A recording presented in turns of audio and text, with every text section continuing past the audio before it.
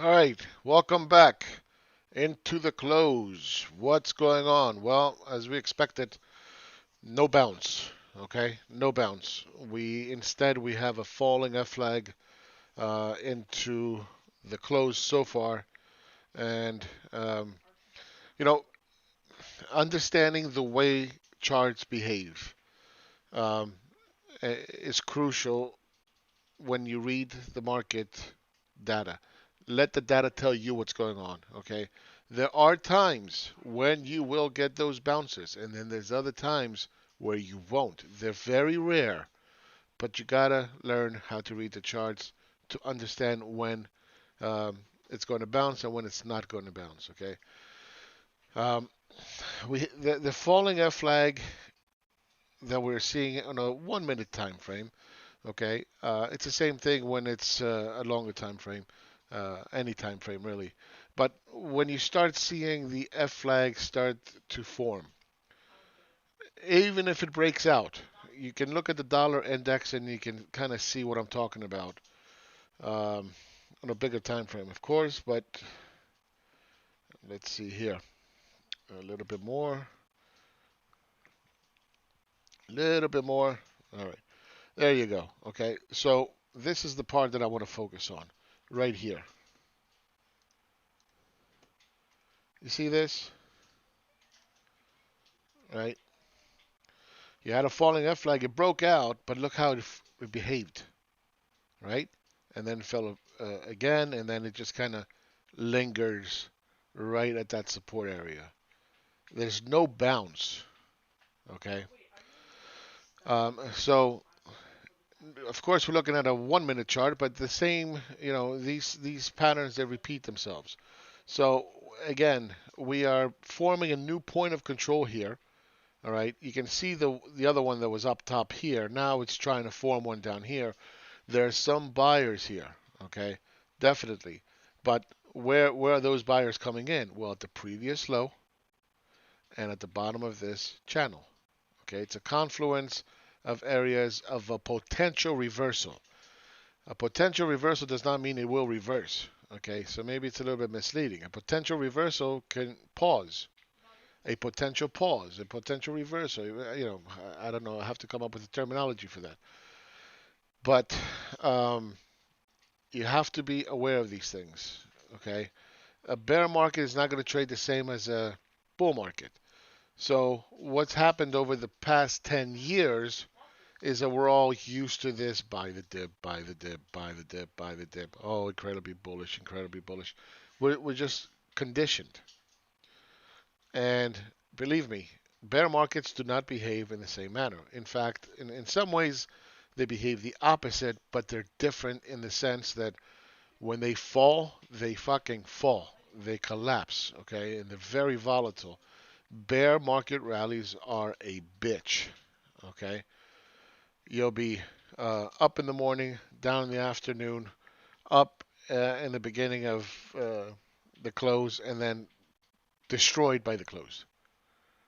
It's just a very weird kind of market action. All right. So again, I'm going to point out the Nasdaq is the only one that is somewhere in some kind of support area. You look at the S&P 500. Where's the support in this one? So it's a disaster. It's in the middle of nowhere. All right. In fact, when you go back and you measure it from when it first started to fall in terms of the volume by price, what you're going to see is it's outside the 70% range. Right? Broken down from this channel, incredibly bearish. We have our target down here. It's purple. Okay. Where's the support? There's no support. There's nothing. All right. And that's how when you look at the data overall and you're saying, well, there's no support anywhere in any of these charts except for the Nasdaq. What do you think the Nasdaq is going to do? Eventually, it's going to start to give way. Now, yesterday we had Microsoft earnings. Okay. And and after hours it bounced. And I don't know if I can bring this up. Extended hours. Okay. You got a big pop and failed miserably. Miserably. Why? Look at the chart pattern. What is that? It's a head and shoulders. What's the rest of the market looking like? Right? Double topping, end patterns, blah, blah, blah. What do I say when you start seeing head and shoulders everywhere? It's bad. Now, Microsoft is one of the biggest, top two biggest companies on the planet. On the planet. This is one of the market leaders. And if that's showing you a head and shoulders and things are not going well, what are you expecting? Utilities to push you higher? Forget it. That's not going to happen. Okay. And this is something that I shared with my friends on patreon.com/RealMacro. By the way, don't forget, come down and subscribe. Okay. You're not going to find better analysis. You're not going to find, I'm telling you, because everything I do, I have to be able to point to you and show you here. This is why. Okay, I don't know, but this is why. This is what it usually does. This is, there's a very big difference between possible and probable. All right, and those should be magical words when you hear it. There's a probability and there's a possibility. Anything is possible. Not everything is probable. So be very aware when I say possible and probable. All right, so yeah, this is not looking bullish. The market is not looking bullish, right? So you have to be able to read the charts and from there understand what's likely and what's probable and what's possible. So we're expecting price for now, like I said before, kind of do one of these jobs, okay, all over the place. Forget about a bounce back to a previous point of control. That's not likely. Nothing has changed. Taking a look at the VIX, VIX is another one of those things. We charted it on a small time frame, and you've seen how it's worked out, right? The data kept us very much on the right side of the trade. You got your compass, which is this thrust up move here. You had your little patterns that were showing you, this is not bearish. Okay, it's a pause. Thrust up, bull flag, thrust up, double top, tested the previous area. Doesn't mean it's going to reverse. You can pause. There's nothing wrong with pausing. And then we went into a pause, right? Nice structure. What is the structure showing us? It's a pause. That's all it is, just a pause. You wake up this morning, boom, the next leg up. Okay, next leg up. Now we're in this support area. Okay, building pressure up here. All right, for another move up. If it breaks down, okay, fair enough. Let it do it. Show me the money, baby. But the burden of proof has to be on the bulls. And then when you stretch it out, it can come all the way down to 35 and still be bearish. Right? Correct? So you can literally see the VIX calm down, test this, and continue higher. All right? We're still not out of the woods, even if it did that. And by the way, the C here is a compass. Where is the compass pointing? If it's pointing up, then the likelihood is it's going to continue higher. So we're at 39.1 on the VIX. We had identified, again, go back to the previous videos. I know they're long, I get it, but kind of skip through them. And you'll see the chart, and everything that I do is live. It's not, okay, the market closed. Let me go back and tell you what happened based on whatever bullshit story I want to sell you. Right? Because that's what they do.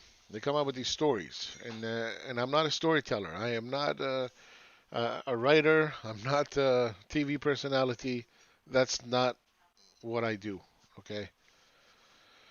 I just tell you what it is in real time before it happens. And that's the beauty of bare knuckle charting. That's the beauty of real macroeconomics and investing, right? Okay, so previously, this green area, by the way, this green area was where I believed price would have bounced after the big pop. That price was going to do what it's doing now at a higher level, and then have that one more wave up and then come down. That was my belief, and that's why I marked this area as a potential area of reverse. Now it's acting as a potential area of resistance for now. Um, but I think that will change over the course of time. When the VIX starts to change and push up in the way it does, um, there's that probability that you're going to have much higher uh, prices in the VIX. Okay. Now, I was bitching back here back in 2017 and 18 because we were in complacency land. Okay. Nobody gave a shit about the bear market, no risk, nobody was fearful, right? And ever since then, when we finally did pop out, and it wasn't a very, you long-winded bear market, it went down 10%, but look where the VIX spiked to, 50, and the economy was fine then. It was that December sell-off rally that nobody understood why, and it went all the way to 50. And now we're in the greatest economic depression since 1929, and the VIX is trading at 39. Yeah, okay, something is wrong there, right? So we'll go from one extreme to another, and then to another. So this is complacency land. Anytime it's below that 12 area and holds there. Okay. Let me fix this a little bit. Yeah. Come on, baby. It won't let me. Oh, here it is.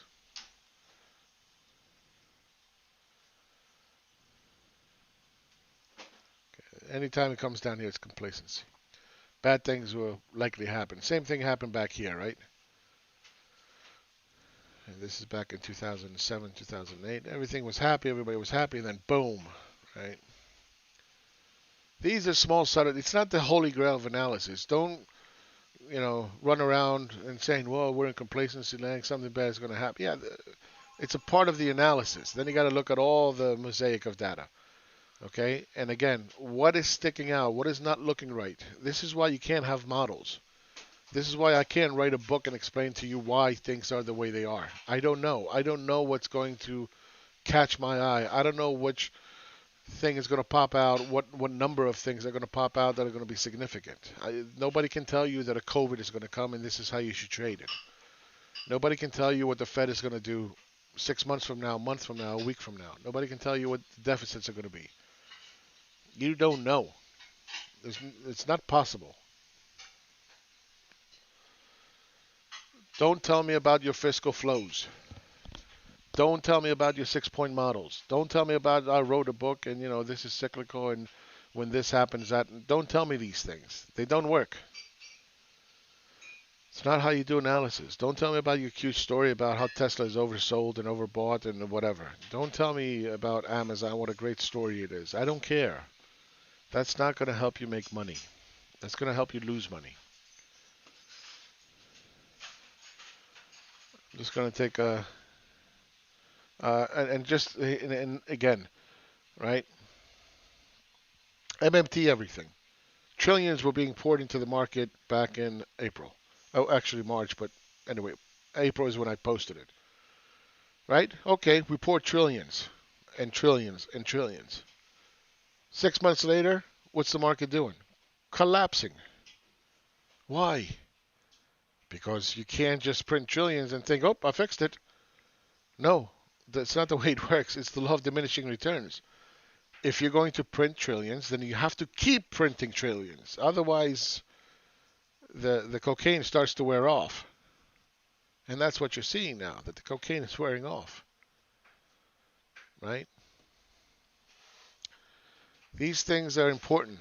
And they're not just words that I'm using. I'm not filling in time. These are very important points. You must accept them. It has nothing to do with what I think or feel or whatever. It is the way it is. That's the way it is. Even now, I have adjusted my trading strategy based on the market that we're in. You know, you have to evolve. You have to.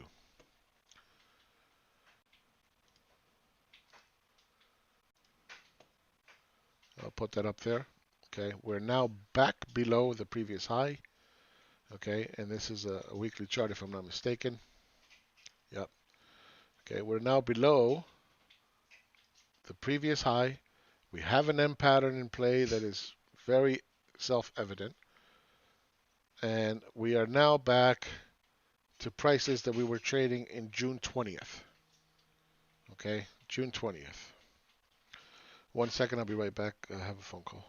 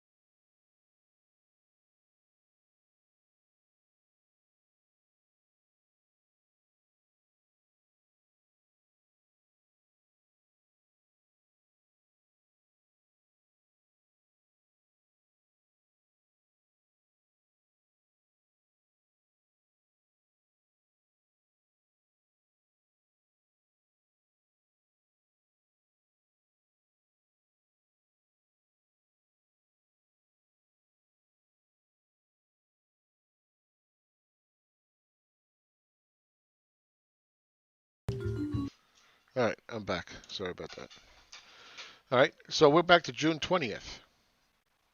So if you didn't invest anything from June 20th to today, you missed out on nothing. And eventually, when this starts to fall apart, okay, with each tick down, you're going back in time. All right, you're going back in time. And that's why it does not matter where price goes. It's advertisement. It's just trying to invoke emotions. Of course, it matters when you're in it, or short it, or long or whatever. Of course, that matters. That's the ultimate price. You don't have an infinite amount of money.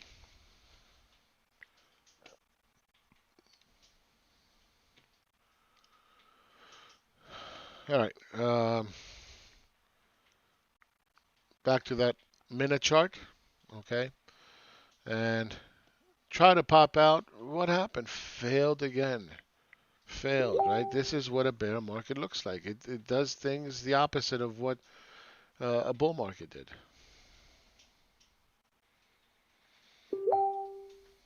Sorry.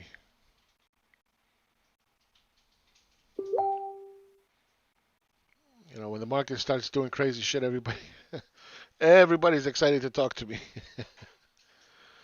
1 second, I'm trying to accommodate everybody. Sorry.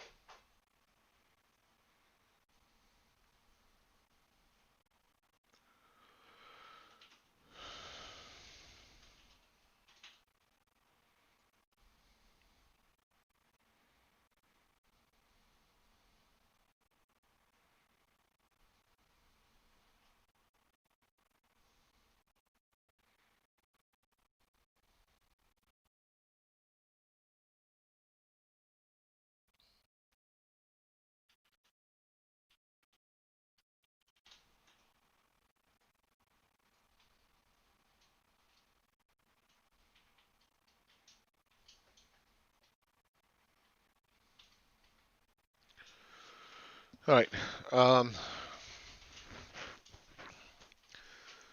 where was I? Yeah, so the market starts to fail, right? I mean, it starts doing things opposite. Before, it used to do, something like this, where you would have a structure, it's kind of going up, it would fail and then go up, right? Same thing with the bull.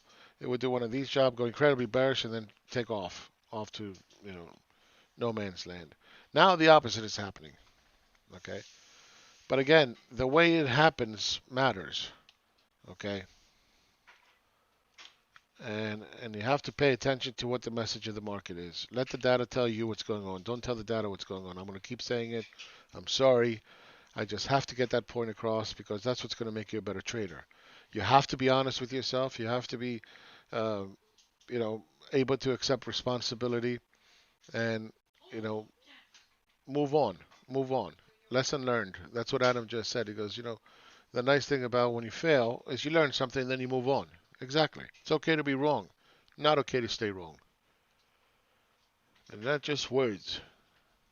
These are like unspoken rules.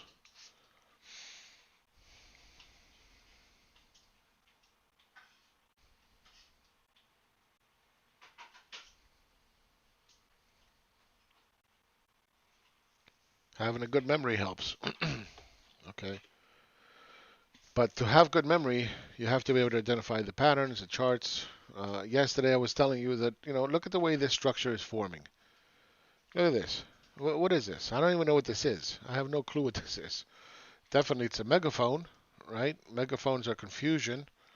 So you gotta wait. You gotta wait until you figure out what it's telling you, what this thing is doing. And now we know what it is, right? It was just a corrective move for the next way down. That's all it was. Now we had that point of control that was all the way up top here at 11,575, wherever it was. It keeps moving, obviously, but um, you look at the price now, right? And early on, right back here, I said, okay, there's some volume that's coming in. Right? This is going to try to make the next point of control. Um, Look what's happening now. There's a consolidation around that area for now. Okay, it's almost equal to what it was up here, and you're talking about where's the little thing?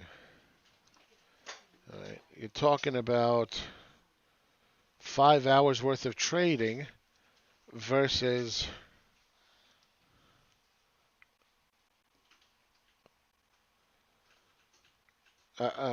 one day and 20 hours and 20 minutes worth of trading in terms of volume. And it's almost at the same amount in one specific area. So, subtleties. No one in of itself is important. All of them are important. And, you know, in terms of coming up with, a thesis, a theory or whatever, you look at the data, you see what's popping out. Doesn't look right. They start to mount. You come up with a theory that, maybe this means this. Okay. And then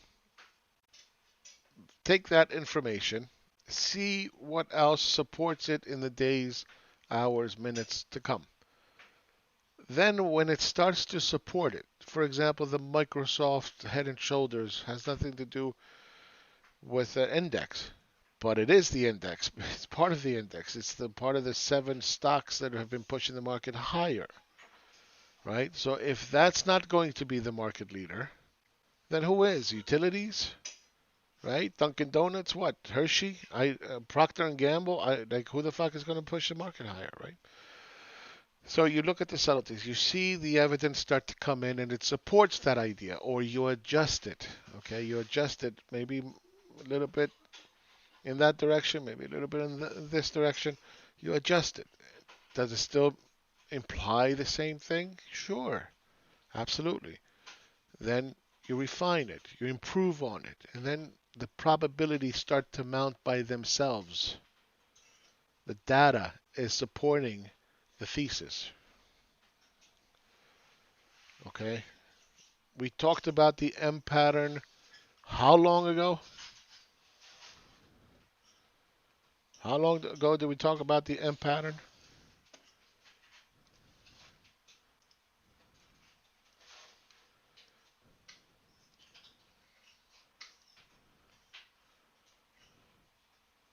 56 days ago, we talked about the M pattern.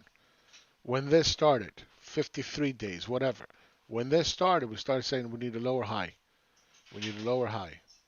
Obviously, I wasn't making videos live back then, but to my subscribers, we're like, hey, you know, we need the lower high. We started to fail here. It started to fail, right? Boom. Now we have a hook. Now I can draw the trend line. Now I can start to see what's going on. Hey, this looks like a lower high. If this is true, because you don't know at the time, it's a probability. If this is true, this will continue to come down. If it continues to come down, then we go into an M pattern. If you have an M pattern, then you're likely going to see a top in the market here, and this will end up into something much, much bigger, right? And that's not the only way I did the analysis. You look at the economic data. What is the recovery, quote unquote, doing? Staggering, right? It's stagnating, not going anywhere. Okay, so they're going to pump it up with more stimulus? I don't think so. I don't think they want to do that for Trump. I don't think the Democrats want to do that. They're going to make it as hard as possible. Okay? And they were right. And then it got to the point where they figured out that Trump is not going to win, and now the Republicans don't want to do a deal. You see what I'm saying? Because they think it's going to help Biden. So they're like, fuck it, I'm not making a deal. So what happens? No deal. Again, that was one of the thesis, right? One of the theories. Right? It's not going to happen. Forget about it. So if you're not going to stimulate more, why would the market go higher? Because clearly we can see why the market is higher. It has nothing to do with fundamentals and, oh, we're recovering. Bullshit. Oh, vaccine. Bullshit. Bullshit. It has to do with money. And the only people that benefit from deficits are stock market and high net worth individuals and companies that are going to push their stock prices higher. Okay? And that's what I call the savings bubble. I've been screaming about it for years now. Savings bubble, savings bubble, savings bubble. It only helps those of high net worth individuals.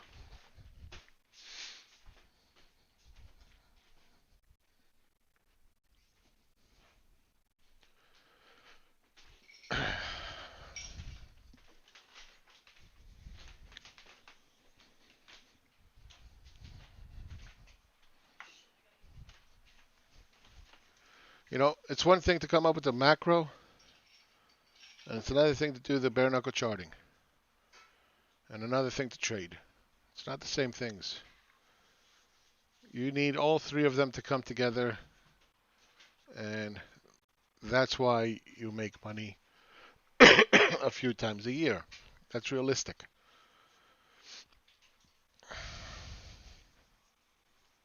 And we're talking about trading now, right? We're not talking about long-term buy and hold investing. Although for the long-term buy and hold investing, when it gets volatile, there's fear, there's something's wrong, reduce your risk. Reduce your risk.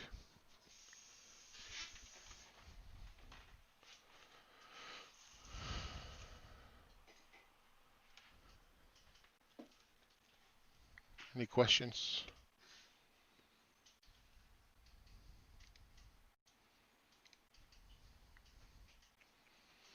Let's take a look at the fangs. What did I tell you?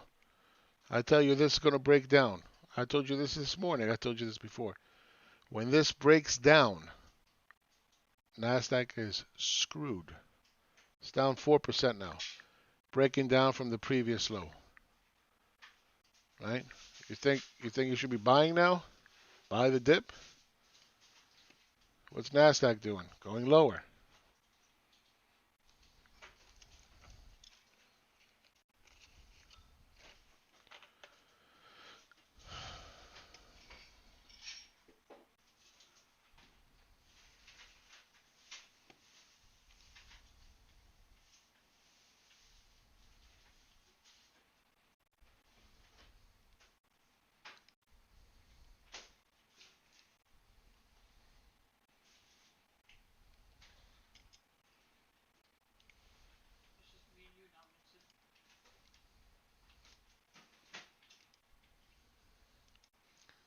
1 second, I'm talking to subscribers.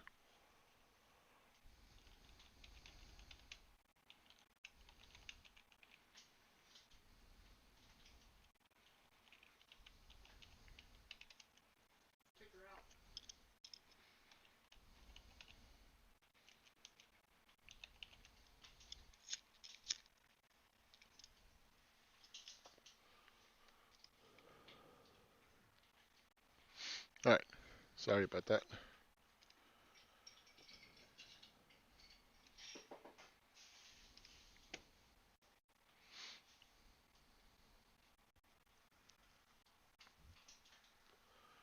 All right, so let's see what's going on in the markets. Equal weighted S&P down 2.74, dividend weighted 2.3, VIX 39.8. We keep hovering that 40 area. New York Stock Exchange down 2.8, Dow Jones more than 3%, 311. S&P 500 2.7, Nasdaq is now down 3%. We're looking for this to go even further.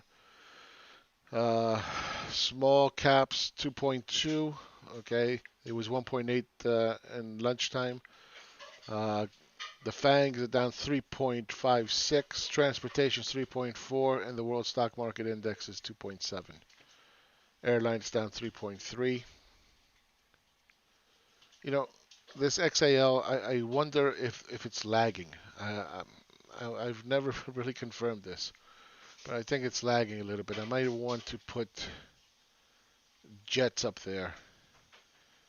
Because remember, airlines are very highly economically sensitive, capital intensive. Okay, so especially in a pandemic, even though it's safe to fly, right? There's no question about that. There's so many studies that have been done on air quality on an airplane. Um, and they're safe, but who cares about safe if you don't have any money, if you don't have a job, right? The biggest problem with airlines is not that the air quality. You can convince anybody that it's the safest place to be on the planet. What if somebody does have COVID? Okay, the guy next to him won't get it. But when that person arrives at that new destination, okay, he is a potential threat to that nation, that state, that city. That's the problem with airlines.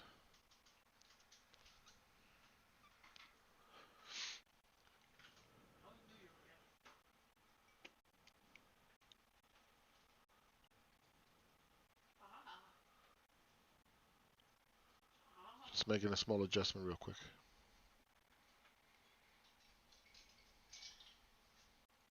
Where's Jets?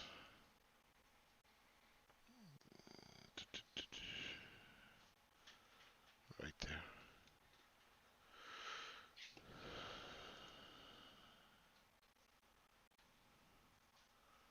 Okay.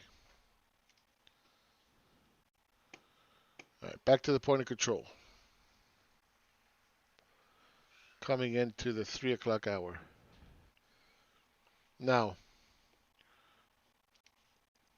this move up now is kind of leading us to believe this could be a head and shoulders inverse. All right. The first one you don't pay attention because there's not enough time in it. The second one you pay attention because the amount of time spent. Okay, this is what, about 2 hours, and then you measure the same thing from the other, and that's about an hour. Okay.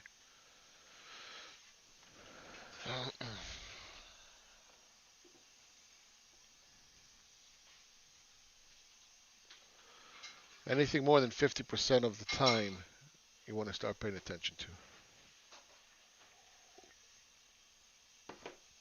All right. What else? Oil 37 is down 3.6.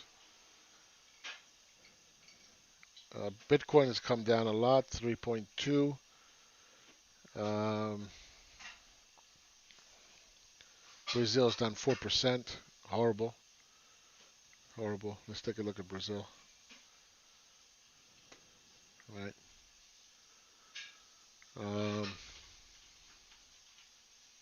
Let's take a look at Germany, down 3.2. UK, right, nothing looks like it wants to bounce. Nothing. It's horrible.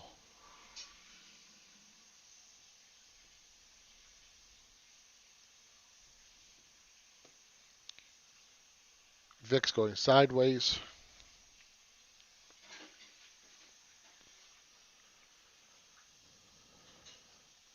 Let's draw it out for the next video so we all understand what we're looking at. It's not hindsight, right? Wedge looking formation.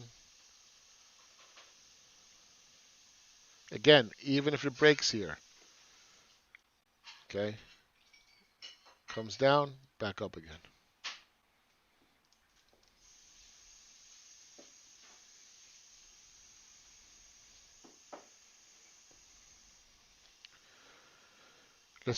Take a look at the fangs.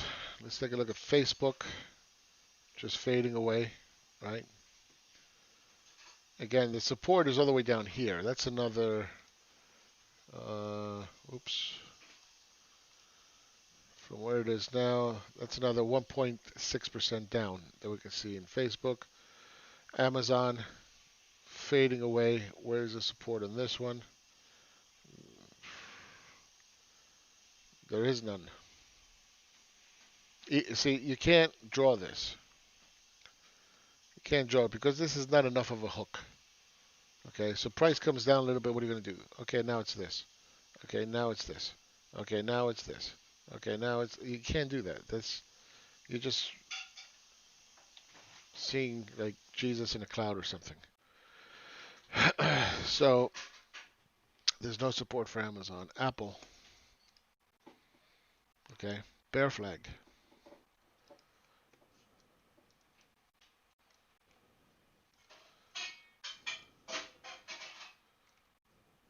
Is this a valid structure? You guys should be able to start picking up on this now. By now, is it? Look at it closely. When do we start the count? From the first counter trend move up. Then the counter trend move from that, and then the counter trend move from that. What do you get? Bear flag. It's a valid structure with a hook. This is a hook. Okay? So this is a bear flag. Why? What's the compass? The compass is this. This is our compass. Which way is it going? Down. Which way is this likely going to go? Down. Likely. Probably. Not possibly and not for sure. Okay?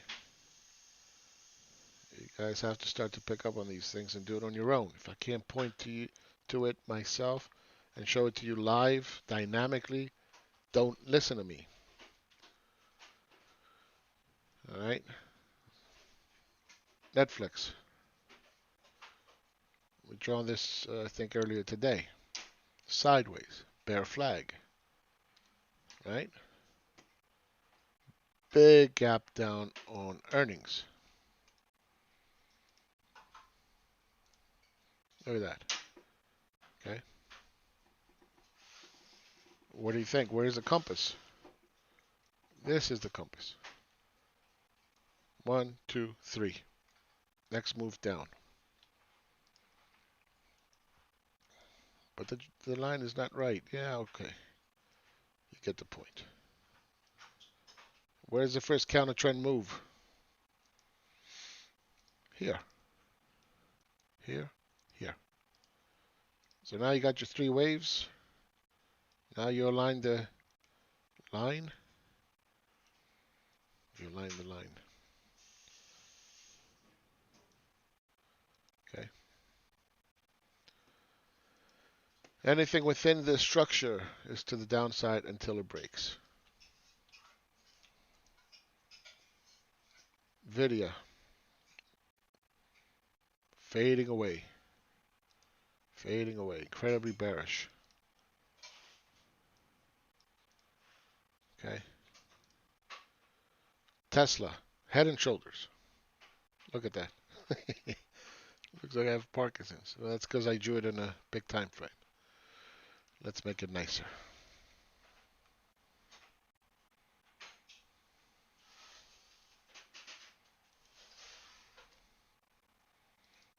Okay, clear?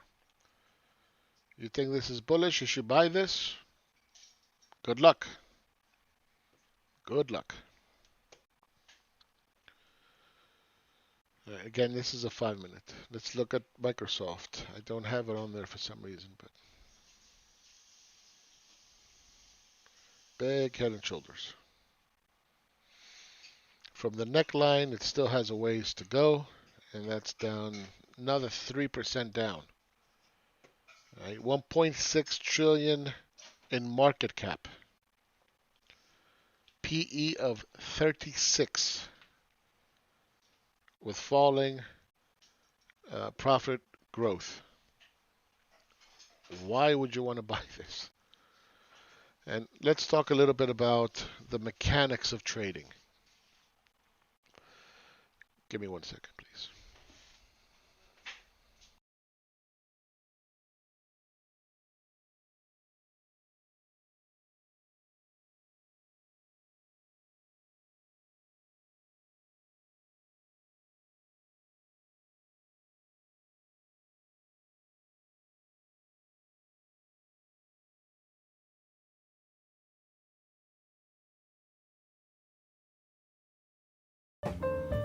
All right, I'm back.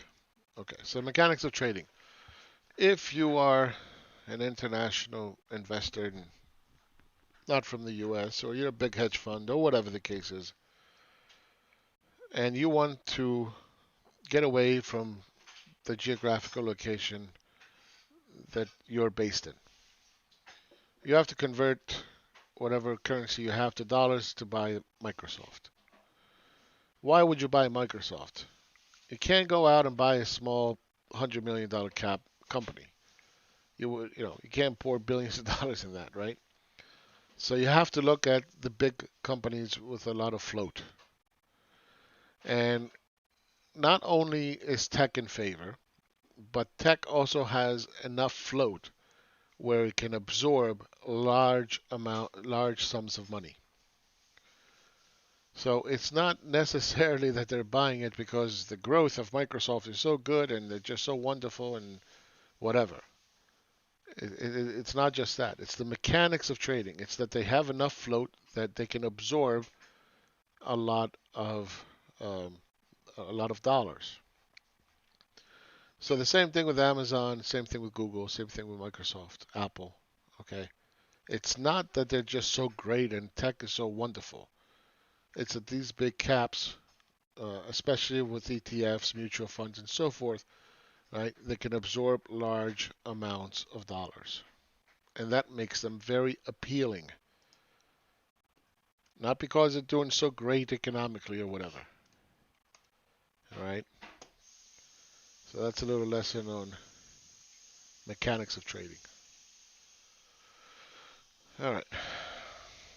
So we looked at the fags. They don't look good. All right, they don't look good.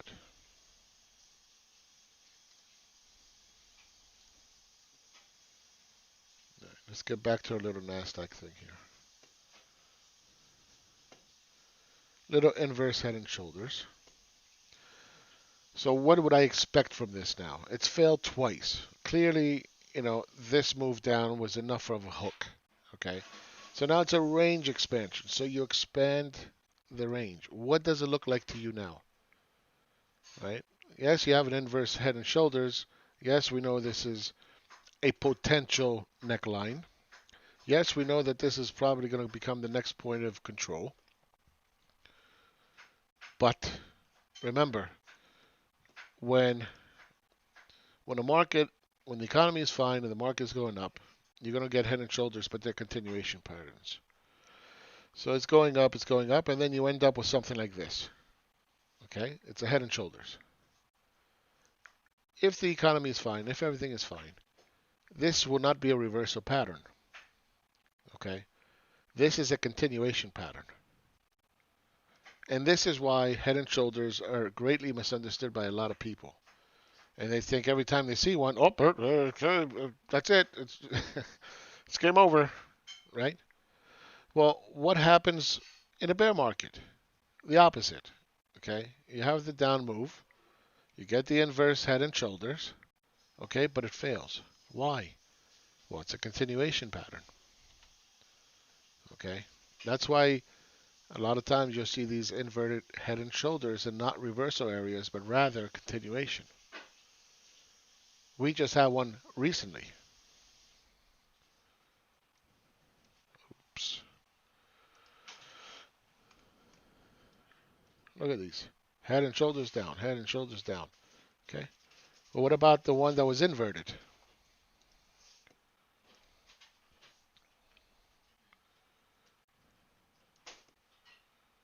This is the first solid inverted head and shoulders that failed. Okay. And that's coming from now where? The top. Right? It's coming from the top, the compass. Head and shoulders goes up and fails. It's another bearish indication. Right? The data starts to pile up. Keeps telling you the same thing, same story.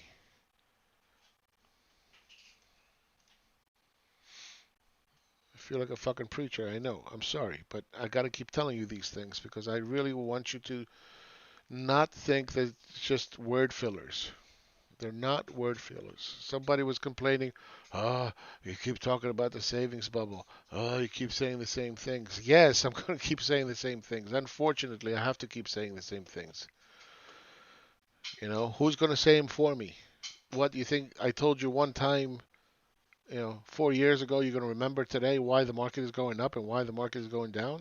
No, I got to keep saying it. I don't want to fucking keep saying it. But you have to reinforce it. Why? Because the data supports exactly what I've been saying.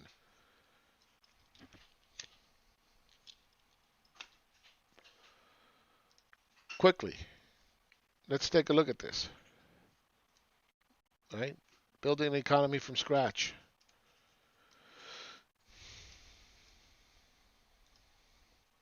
You create a dollar out of thin air, out of nowhere. You deficit spend it. How? You have to auction it off to the banks. Right? Central bank does that. When the banks auction it off, when they buy them, right? They sell them to secondary dealers and uh, private investors. So that means that they take savings from high net worth individuals, okay? And those dollars go to the central bank. In return, they get a bond, okay? That's printing. Printing is bond expansion. Then those dollars are spent into the productive economy, and they have two choices. One, if you import, if you're a net importer, then those dollars go to a foreign entity.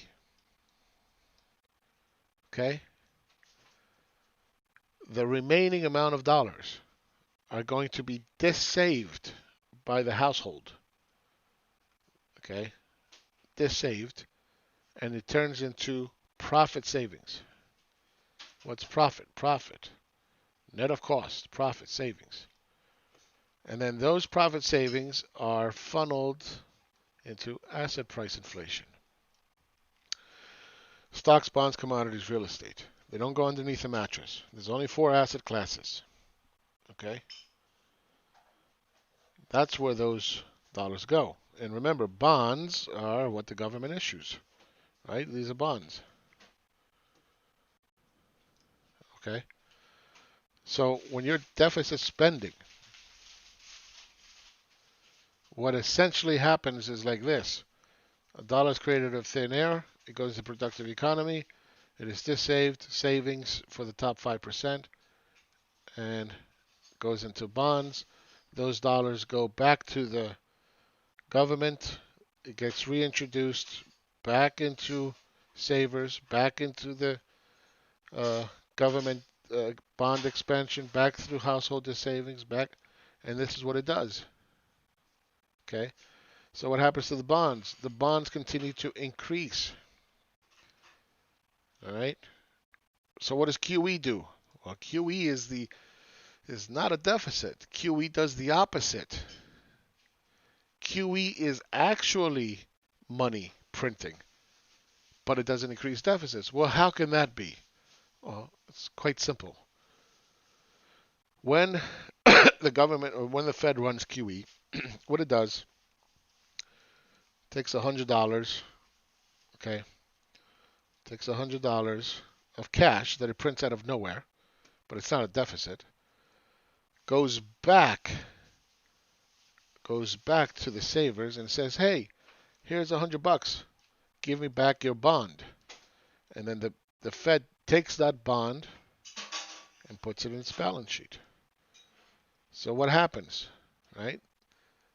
There's no net increase because the bond is worth $100. And the bondholder got $100 in cash. So they're not wealthier. It's not an increase in deficits. It's an asset swap. And you're saying, well, okay, so what the hell? So why stock prices going up? Because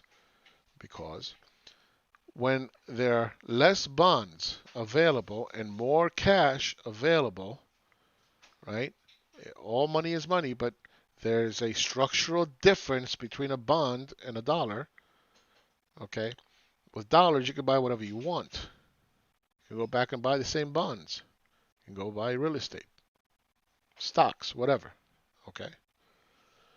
When that occurs, when you're buying that bond, and there's less bonds, supply and more dollars, supply and demand is going to make the bond prices go up. And the interest rate will go down. Okay? If the interest rates are going down, then the burden of profit, earnings yield. See this? The earnings yield. See it? Earnings yield is acceptable when interest rates are at 0.7. 0.7. Okay? And it's 3. Because this number is greater than this number. Historically, nobody would buy stocks. Nobody. Are you fucking insane? Buy a stock with an earnings yield of 0.3? Why? Because interest rates back then were much higher. They were 6%. So the stocks had to give you at least 7-8%. Right? So when you are pushing the bond price higher and the interest rate lower, then the earnings yield of the S&P can also be lower. Well, in order for you to get the earnings yield lower, guess what? Stock prices have to go higher. Okay? So you see how something that's not a deficit is just, it's a placebo, as Mosler would say. It's just placebo. Well, it's not placebo because you are artificially manipulating bond prices and yield. And that yield is going to be compared against stocks. So then you can accept a higher and higher and higher PE or an EP or lower in reverse. Okay? So when you're not running QE, and we've stopped now at 7 trillion, 7.1, and you're not running deficits, not creating fresh dollars to pump into the market, right? What's the stock market doing? Starting to fade. Starting to fade. What are bond prices doing? Bond prices are starting to fade as well as the interest rate starts to rise. Well, am I right? I don't know. Should we go check? Well, let's go check. We know the market is going down.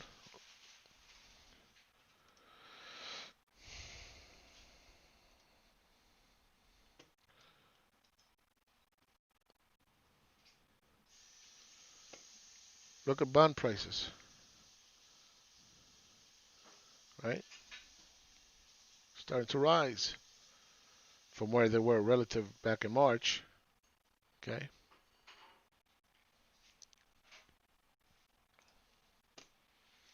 This is a problem. You don't want that to happen if you're a bull. What happens if bond prices continue to rise? You think the market is going to go up? Absolutely not. Absolutely not. Okay? That's a very clear indication that nobody wants bonds for whatever reason. Okay? And don't give me this, well, no, the primary dealers have to buy them and they have to, yes, they have to buy them, but they don't have to buy them at zero interest rate.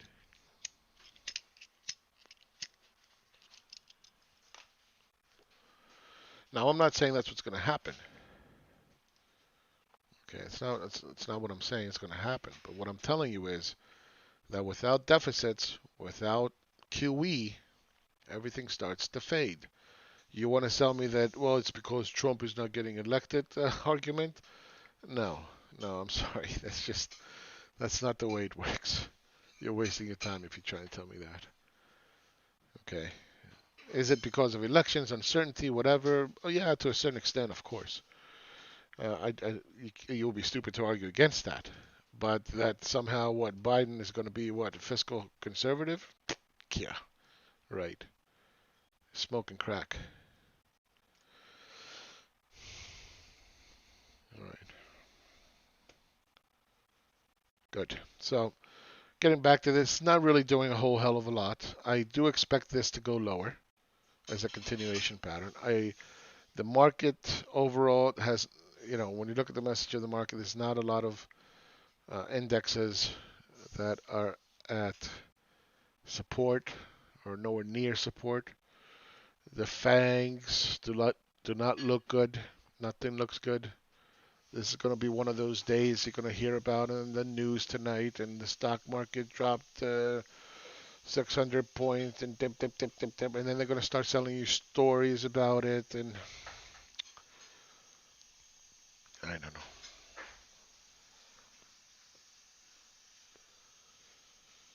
I mean, I understand why they got to sell stories. Don't get me wrong, because look at me, I'm struggling here. Yeah.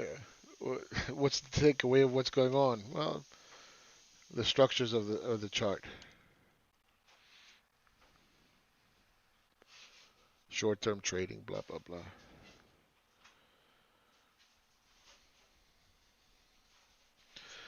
Now, if you go back to a couple of videos of these live videos, of course, you're going to see here that I said, expect a bounce off of this area. Okay. I'm not saying that today, am I? Right. Same thing with previous drops in the market. Same thing. Go back. Go back. See what the difference is.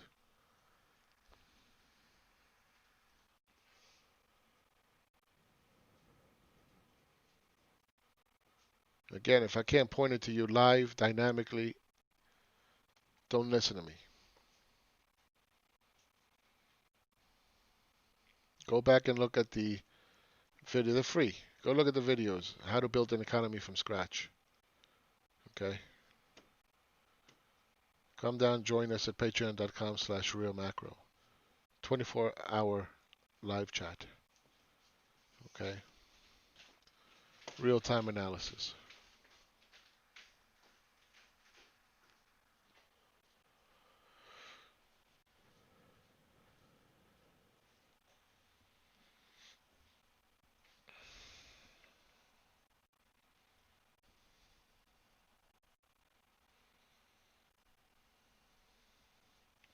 And by the way, if you join, it's 66 cents a day. I mean, not to be a marketing kind of guy, but I mean, come on, it's 66 cents a day. If you can't afford, if you're trying to trade and you can't afford 66 cents a day, you got don't be trading, man. Not to make you feel bad, but you shouldn't be trading.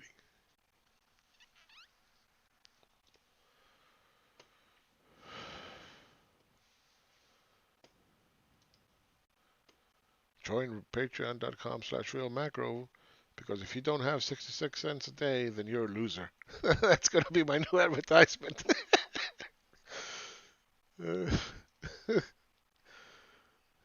just having fun with it. All right, there we go. Let's see what it does. Here's the neckline. 324.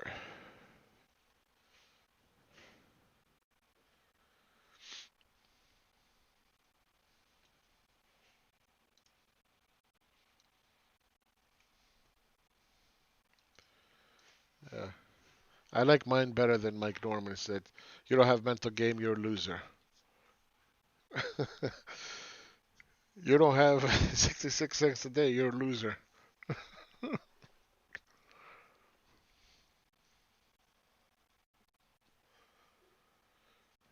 Brazil's really getting hammered. Really getting hammered. Wow.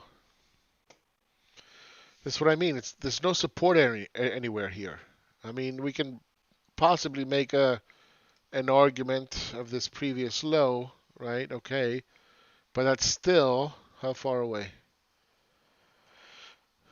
So you got to measure these things because it's really deceiving to the eye. It's another 1.5% down. You think we're not going to go down another 1.5%? I do. I do.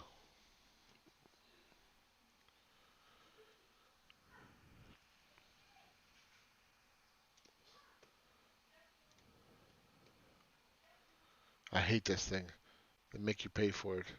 And it's not that I'm cheap. It's just the principle of it. All right. Broke below the consolidation. Bounced back up. See, when it does that, when it breaks the low and then price comes back up, expect another move higher. All right. So it doesn't have to be it doesn't have to be a move like this. Okay. But expect some kind of, did I get that right? Yeah, let me fix that. Expect at least something like this. All right. So you can catch a real nice scalp using that method.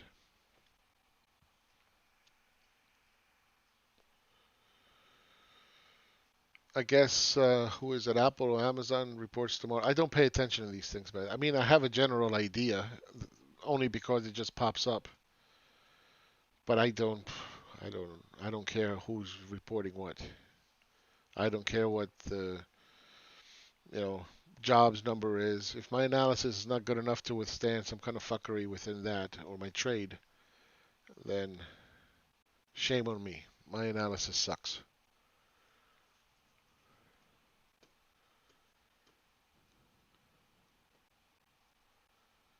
But it's really good talking points, for people that want to talk about these things all day long. Oh, the jobs number came out, and the CEO of Microsoft said this, and the CEO of Man said that, and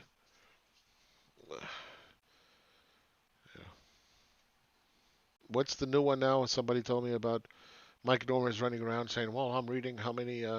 What's up, James? Yo."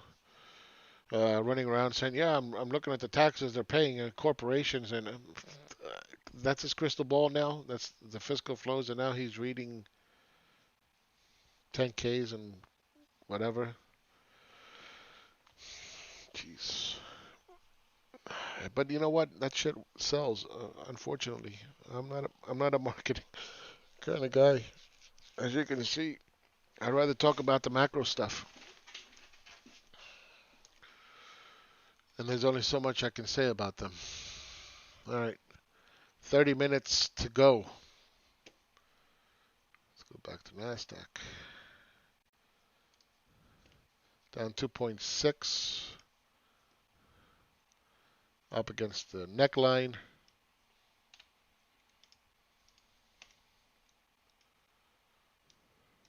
Exploring this new point of control that it's trying to form. Okay, and if we were to analyze it from this morning, and if you're going to use these price by volume, please make sure that you do them correctly, okay? 9:30. Right? It's just exploring that 70% of where most trades went off today. It's going back and forth right in here. Okay.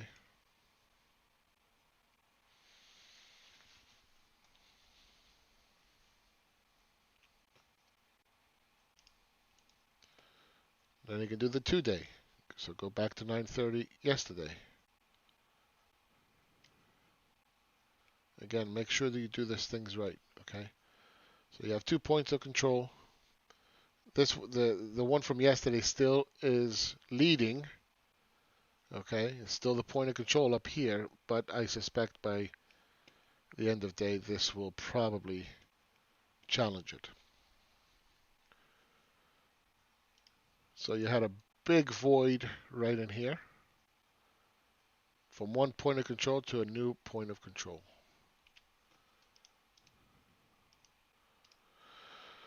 Then take it even further back. 5 minutes for that one.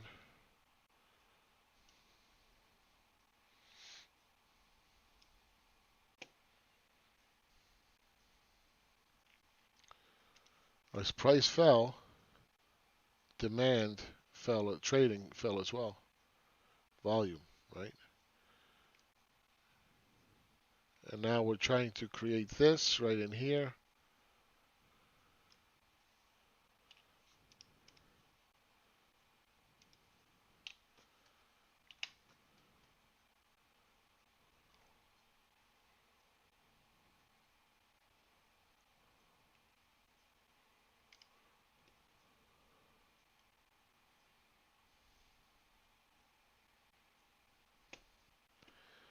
All right, so how high can it bounce from the neckline? Well, 1 second. If we measure this, about 0.87.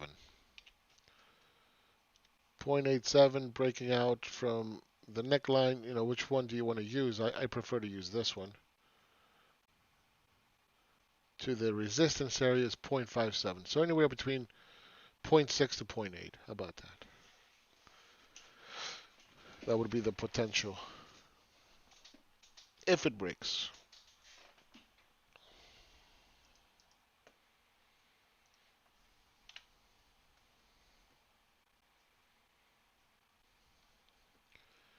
Now remember that it's trying to create a bell curve, right? So even if price comes up here, then it has to explore down here as well, right?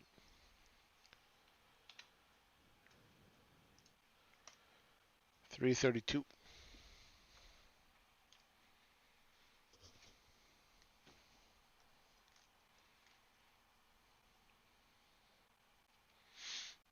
All right, let me answer some questions. Check your Facebook.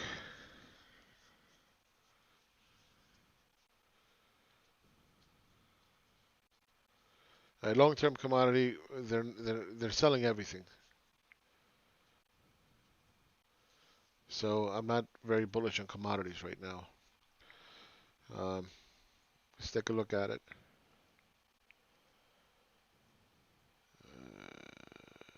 Where is it?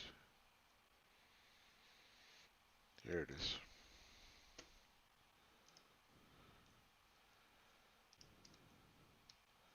All right.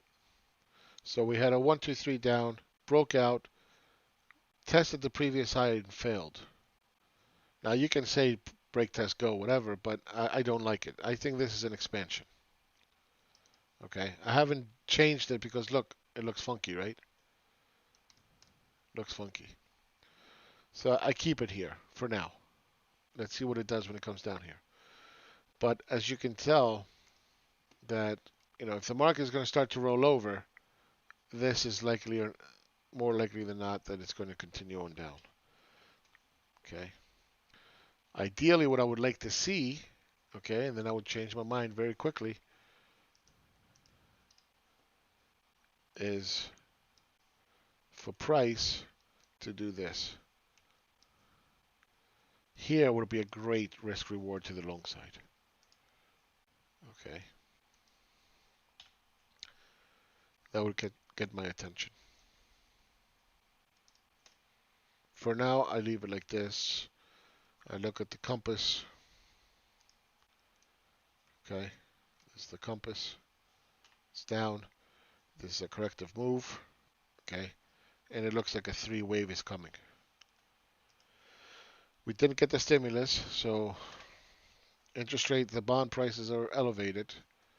So I think there's what $15 trillion in the world uh, of negative yielding bonds.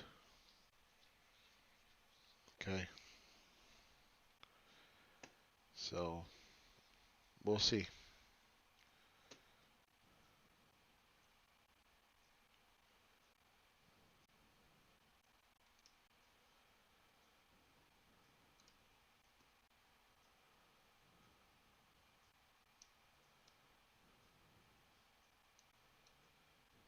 All right, continues to push through. Give me 1 second. I'll be right back. Mic off.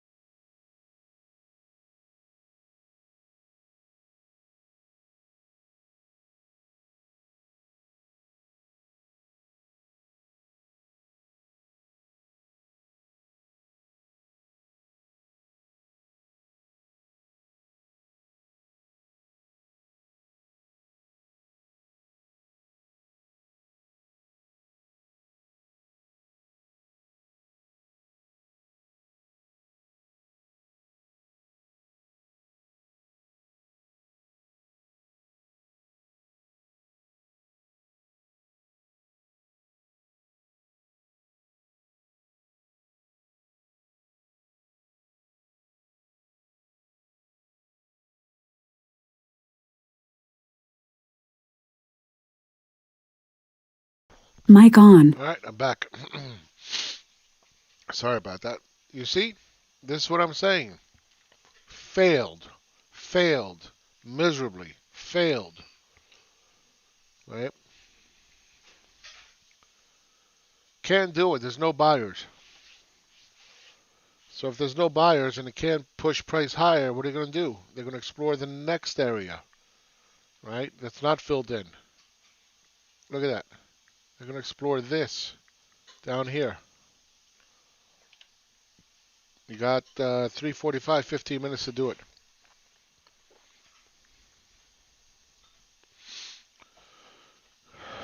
If you do now the pattern,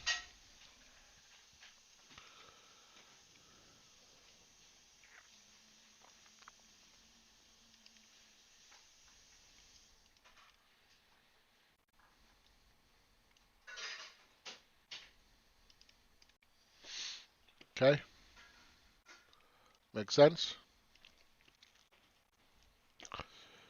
Didn't do what it was supposed to. The lowest point, first counter trend move, 1, 2, 3, valid. Which way is it pointing? To the upside. Where is it going to resolve? To the downside. Blah, blah, blah. Over and over and over and over again.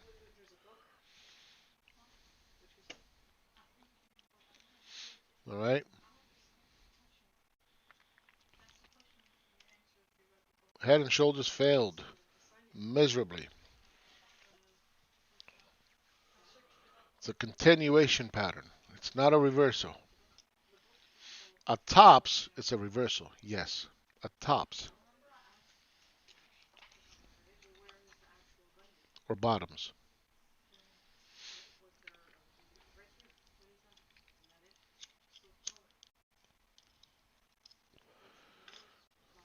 All right.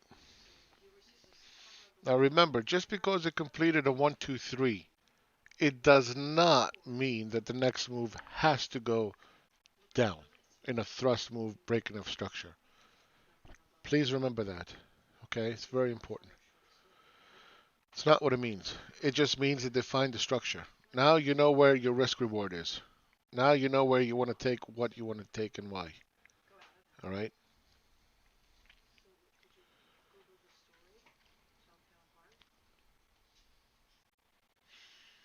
Broke the structure. It's just a line crossing. Doesn't mean a whole hell of a lot. It either has to consolidate or it has to go, in a thrusty move down. Those are the two options. So, let's say this is a bigger time frame. If it cross and structure below structure and then it breaks, you can take that break. All right. You can't just willy nilly go in. It's going down short. No.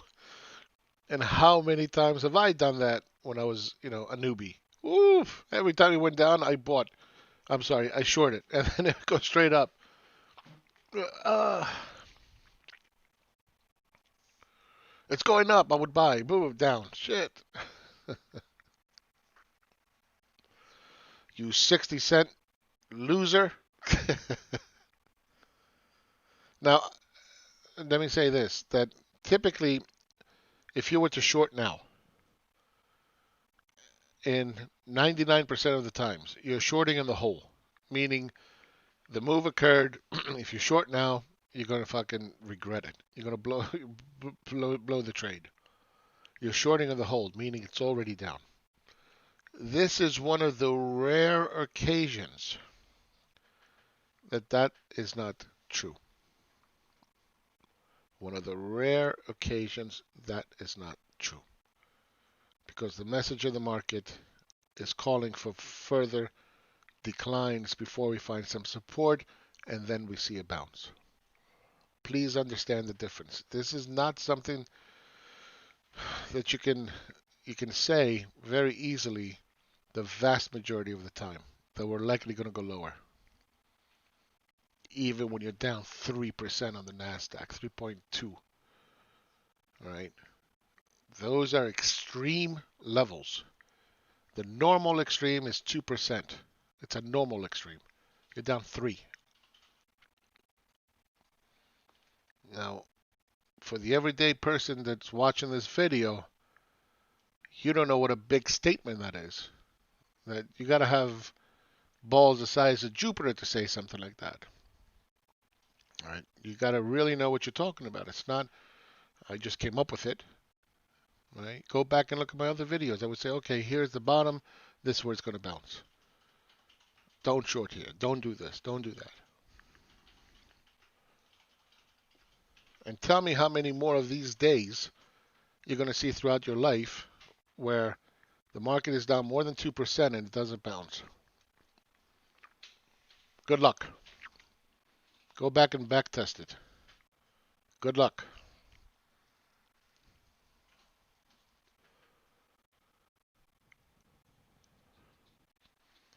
See, sometimes when you don't know what you don't know, you don't understand it. And that's okay. I mean, but it's a big deal.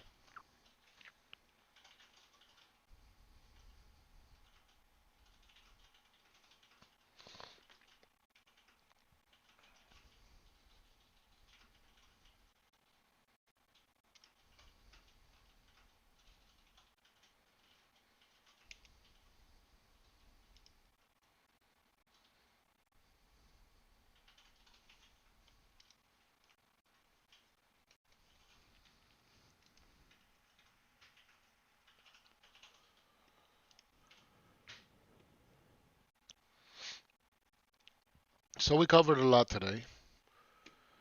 Um, we talked about macroeconomics. We talked about the mechanics of trading. We talked about charting. We talked about the subtleties of trading. Okay, how to come up with a thesis, how to know that thesis if it's good or not. Uh, how do you adjust it? Um, Certainly a lot about structures, and most important that if you can't afford 66 cents, you're a loser. I crack myself up. I'm sorry. It's just fun. It's funny to me. If you don't have mental game, you're a loser. Mike Norman. Yeah, if you don't have infinite amounts of money on your stupid, worthless calls, you're a loser. Yeah, that's true. Because you blew out your account.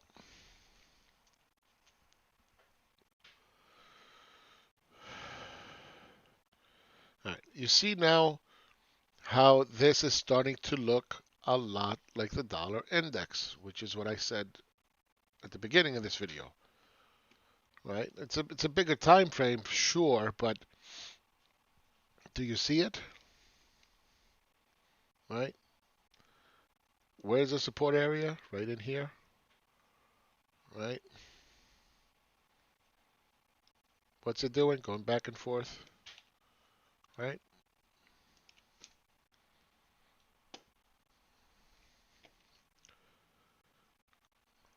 You do this long enough. You practice long enough. I promise you, this is going to be cake. Cake. Let's look at Germany. Disaster area. Right? Incredibly bearish. Boom.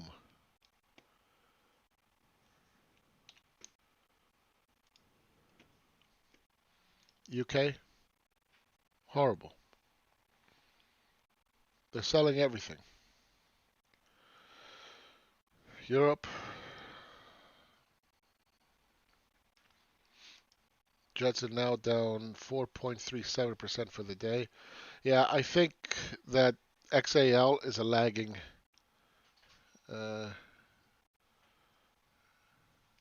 It's lagging. So we'll use Jets from here on in. Horrible. World stock market index is now down 3%, breaking the flag, right? You can see it.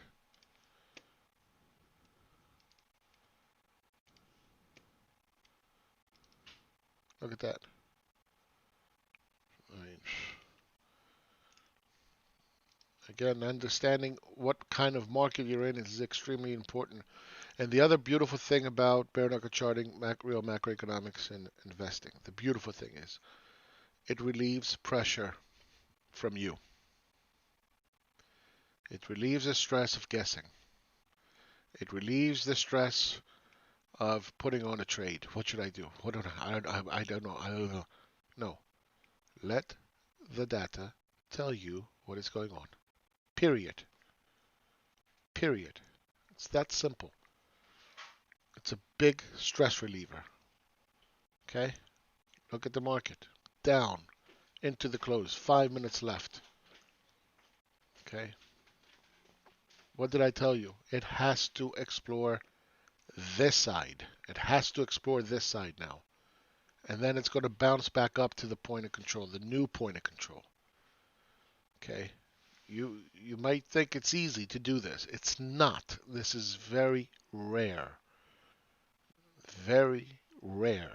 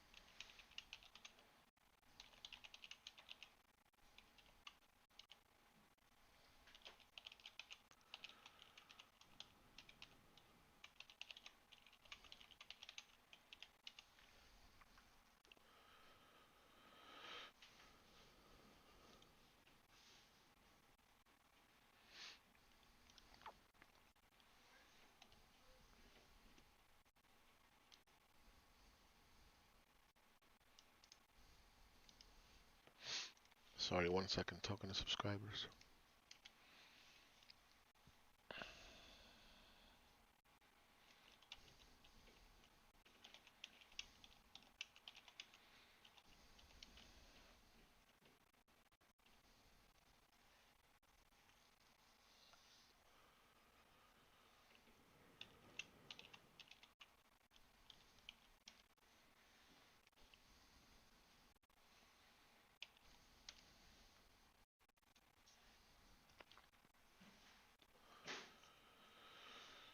All right.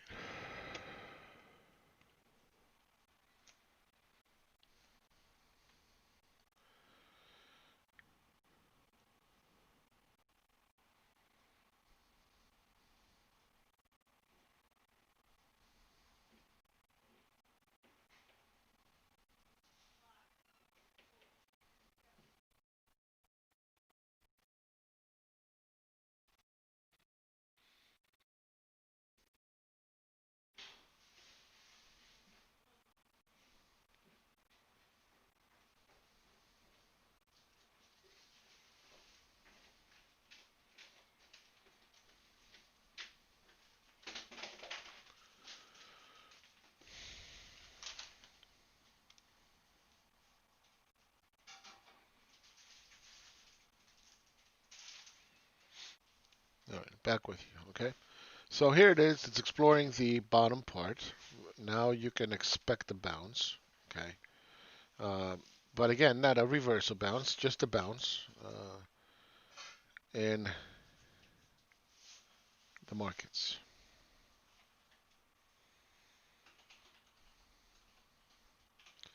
1 minute left to go. Closing at the lows. Very bearish. It's not a very good thing.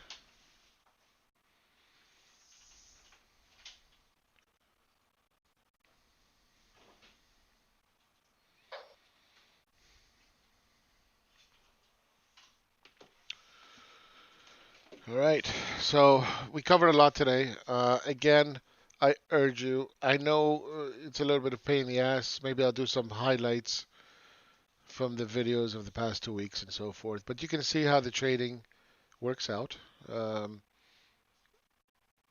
How to read charts dynamically, right, in real time, how to analyze markets in general, okay, even if it's on a daily basis. These are extremely important. Understanding macroeconomics, understanding why you need to know macroeconomics, understanding the mechanics of trading, okay. All of these things are a great value. Now, I'm not going to make these videos forever, okay. Take advantage of them now and learn as much as you can, right? How do you count the waves from the lowest point, right? And then you start to count there. What happens when a structure is broken? Well, when a structure is broken, you get into a thrust move down. Always? No. So here's the structure, 1, 2, 3 up, thrust move down. Why? Which way is the pattern showing? It's showing up. It's fuckery. It's fooling you. Boom, down. That's what happens. Okay. Does it always happen like that? No. Another way it can drop is cross the line, form some kind of structure, below a structure, and then down. Okay. That's another way it can happen. Those are the two choices. The crossing of a line is not necessarily uh, a reason to buy or sell. Okay. It's not enough information. Now, in today's analysis, we had a lot of evidence to suggest it was going to come and, test the void down here. All right. It had to in order to form a proper point of control with a proper bell curve. All right. But that's not always the case. Um, Identifying a rare day down where you're down 4% in the Nasdaq, 3.5% in the Nasdaq, and saying, oh, it's not going to bounce. You got to know when it's going to bounce. You got to know when it's not, and that's listening to the message of the market. All right, so let's analyze and see what's going on. End of day, 4:02. Dow Jones down 3.4, S&P down 3.1, Nasdaq 3.6%, and small caps are down 2.46. The FANGs are down 4% for the day. Transportation average 3.6, and this led the way down, by the way, if you remember this, and the Dow Jones. World Stock Market Index down 3.2%. Jets down 4.5%. And China's break even for the day. Emerging markets down 2.45. Asia is doing much better. I suspect that they're going to catch up at some point. But for now, Japan down 1.4. Australia 1.2. Nifty 50 1.3. Cosby is up for the day 0.6. And again, it's a testament to these guys dealing with the virus early on. When we had 2,000 tests, South Korea had 150,000 tests done. Okay, they were on top of it like fucking flies and shit, right? Europe down 3.86, Germany down 3.7, UK down 2.74. It went incredibly bearish. Okay. Taiwan down 2%, which is surprising, but they were at all-time highs, so that's okay. Brazil really got fucking hammered. Look at that. They got destroyed. 5.36%. Right? Oh, we're not locking down. We're going to save the economy. Really? Are you? Right? What a fallacy that was. What a bunch of garbage. They didn't even try to save a life to save the economy, and they destroyed the stock market and the economy at the same time. Again, don't give me that. Don't give me that argument, please. Don't give me that argument that, oh, we're not going to lock down so we can save the economy. People are not stupid. They're not going to go out and spend money. We're in a global economy. Oil down 4.16, Bitcoin down 3.5. Forget about the Ethereums, down like between 3 and 5%. And gold 1.6. It is behaving definitely better than the rest, but still it has broken down, so I'm a little bit concerned about that. Commodities really, you know, tanked today, 2.68. Um, Again, I'm going to start to question it. Palladium, which was the commodity leader, has broken down from this rising wedge, and now I have to question the commodities trade. Okay, um, I won't talk about the rest. Dollar was up 0.55. Okay, it's breaking out here. Pay attention. Subtlety, breaking out. All right, that's bad. That's bad because it indicates fear. You know, yeah, the economy sucks and everything sucks, but when you're selling stocks, you gotta, again, mechanics of trading. You gotta go find safe havens, and the dollar is one of them. Um, when you look at the dollar against the yen, okay, and I had a disagreement with Maurizio before. Initially, in early on in the pandemic, I believed that the U.S. economy would do far better than Europe, Asia, and so forth. Okay, so I was pro dollar, anti yen because the yen they're becoming net importers now, and that's really bad for their currency. But the way we've handled the um, the pandemic, which is a complete fucking disaster, okay, it's not the case, is it? Dollar will underperform the yen, and that's exactly what's happened. So kudos to Maurizio. He called it correctly. I was wrong. Okay. What else? So we talked about that. Let's see what the euro is doing. Euro is about to break down. Okay. This is at a confluence of support and resistance at the same time. Let's see if this breaks. We do have a ways to go down in the markets. We'll cover that probably tomorrow. So if that's the case, that means the dollar's going to go up. Okay. Let's see what the 10-year did.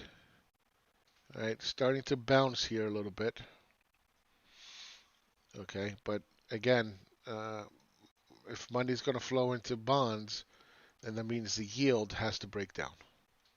All right, and once this breaks, I think that's when we're going to start going into capitulation mode and selling.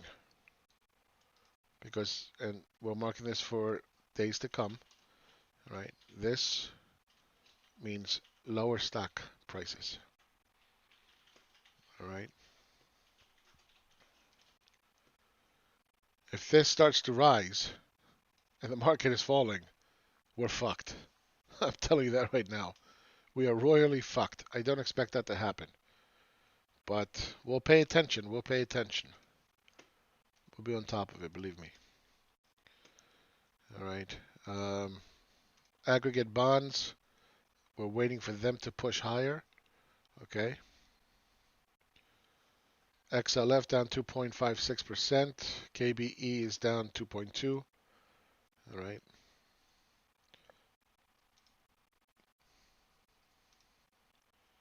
Anything else I want to cover?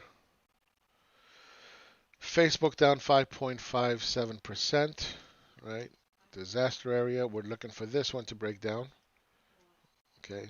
So we'll probably see that tomorrow. I would be very surprised we don't see this start breaking tomorrow.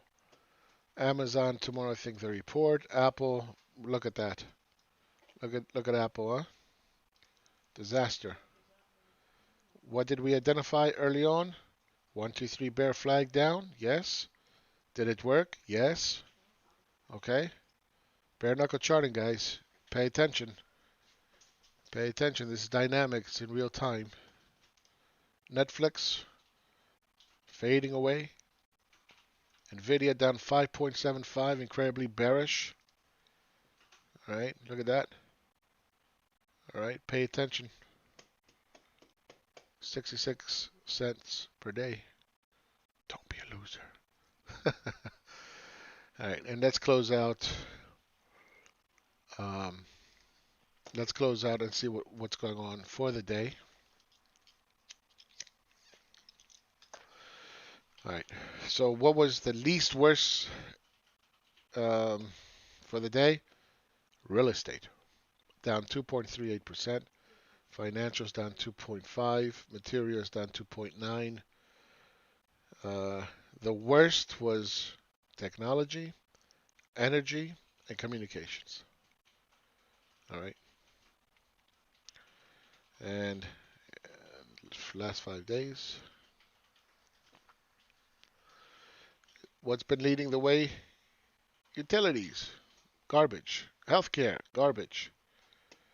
What's lagging? Industrials, technology, and energy. Industrials got destroyed, by the way. zero point 0.6 for the last 5 days of trading. Okay, anybody have any questions? Any questions? Going once, going twice. That's it. All right. Don't forget patreon.com/realmacro. Come on down and subscribe. Thank you very much, and I'll talk to you guys tomorrow. All right. Thank you, Alessandro. Take care, guys.